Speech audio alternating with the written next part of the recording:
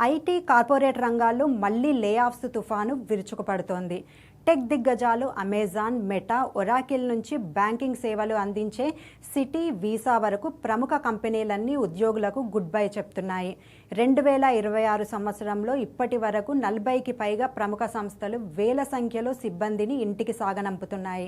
కొన్ని కంపెనీలు వ్యయ నియంత్రణ పేరు చెప్తుంటే మరికొన్ని ఆర్టిఫిషియల్ ఇంటెలిజెన్స్ రాకతో ఉద్యోగుల అవసరం తగ్గిందని బహిరంగంగానే ప్రకటిస్తున్నాయి.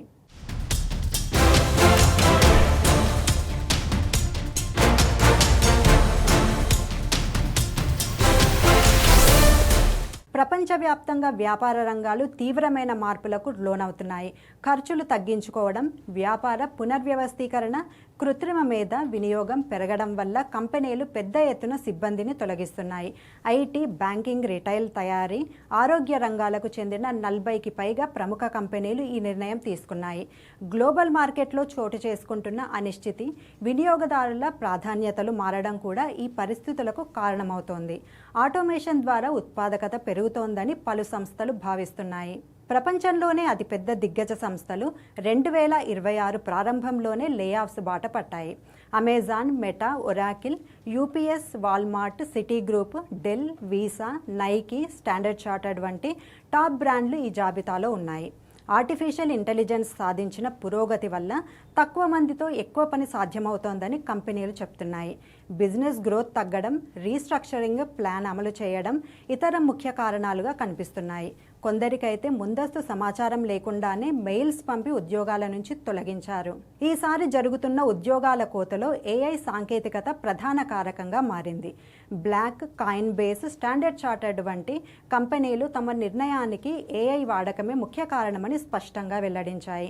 గతంలో మానవ వనరులతో చేసిన పనులకు ఇప్పుడు ఏఐ సాఫ్ట్వేర్లు క్షణాల్లో పూర్తి చేస్తున్నాయి. అయితే ప్రతి కంపెనీ ఏఐ కారణంతోనే లేఆఫ్స్ ఇవ్వడం లేదు.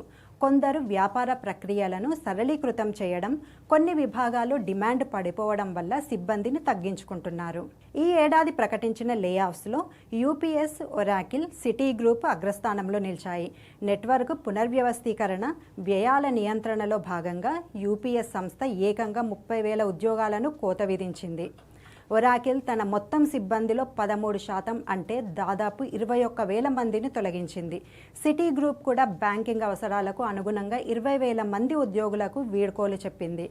ఇవి కార్పొరేట్ రంగాన్ని తీవ్ర భయాందోళనకు గురిచేస్తున్నాయి. అగ్రగామి టెక్, రిటైల్ కంపెనీలైన అమెజాన్, డెల్ సంస్థలు భారీ లేఆఫ్స్ ప్రకటించాయి. అమెజాన్ తన రెడ్ టాపిజం, బ్యూరోక్రసీని తగ్గించుకోవడానికి 16,000 కార్పొరేట్ ఉద్యోగాలను తీసివేసింది. కంపెనీ నిర్వహణకు మరింత వేగవంతం చేయడమే తమ లక్ష్యమని పేర్కొంది. ప్రముఖ కంప్యూటర్ల తయారీ సంస్థ డెల్ తన వర్క్ఫోర్స్లో 10% మందిని అంటే 11,000 మందిని ఇంటికి పంపించింది. వ్యాపార పునర్నిర్మాణ ప్రణాళికలో భాగంగా ఈ లేఆఫ్స్ తప్పలేదని యాజమాన్యం వెల్లడించింది.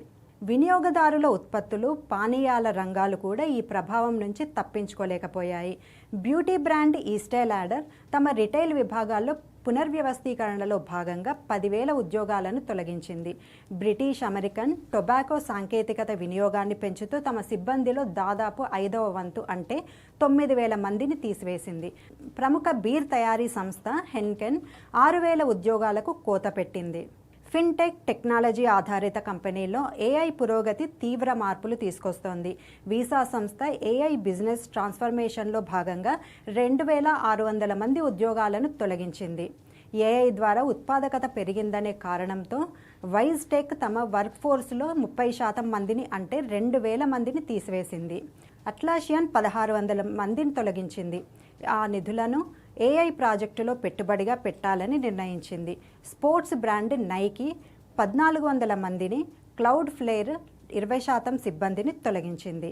టెక్ దిగ్గజం మెటా కూడా ఉద్యోగుల సంఖ్యను తగ్గించుకున్నట్లు ప్రకటించింది. ఏఐ పెట్టుబడులు, ఖర్చుల తగ్గింపు చర్యల్లో భాగంగా ఈ నిర్ణయం తీసుకుంది.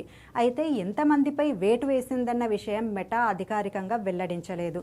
ఇవే కాకుండా Walmart, LinkedIn, Target, Expedia, Freshworks, Pinterest, పిక్స్, డిజిటల్ కరెన్సీ ప్లాట్ఫామ్లు, కాయిన్ బేస్, crypto.com వంటి అనేక ఇతర కంపెనీలు లేఆఫ్స్ బాట పట్టాయి.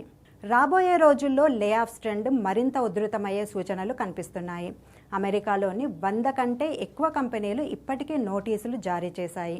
భారీ స్థాయిలో ఉద్యోగులను తొలగించే ముందు లేదా ప్లాంట్లను మూసివేసే ముందు యజమానులు ఈ నోటీసులు ఇవ్వడం చట్టపరంగా నిబంధన.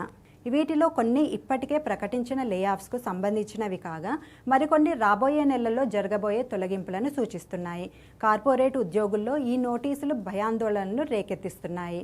కంపెనీలు భారీగా ఉద్యోగాలు తొలగించడానికి 3 ప్రధాన కారణాలు కనిపిస్తున్నాయి. మొదటిది ఏఐ, ఆటోమేషన్ వాడకం వేగంగా పెరగడం. రెండోది ప్రభుత్వ విధానాల్లో మార్పులు కాగా మూడోది ఆర్థిక మందగమనం, మారిన వినియోగదారుల అలవాట్లు. అనేక కంపెనీలు సంప్రదాయ ఉద్యోగ పాత్రలను రద్దు చేస్తూ ఆ నిధులను డిజిటల్ ట్రాన్స్ఫర్మేషన్ వైపు మళ్లిస్తున్నాయి.